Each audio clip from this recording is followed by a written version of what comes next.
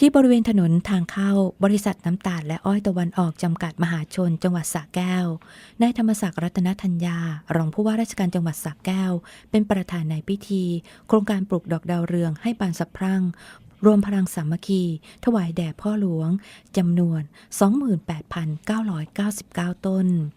บริษัทน้ำตาลและอ้อยภาคตะวันออกพร้อมด้วยทหารตำรวจส่วนราชการองค์กรเอกชนและพนักงานโรงงานร่วมกันปลูกดอกดาวเรืองเพื่อให้ออกดอกบานสะพรั่งทั่วทั้งแผ่นดินทันช่วงเดือนตุลาคมซึ่งเป็นช่วงพระราชพิธีถวายพระเพลิงพระบรมศพพระบาทสมเด็จพระปรมินทรมหาภูมิพลอดุลยเดช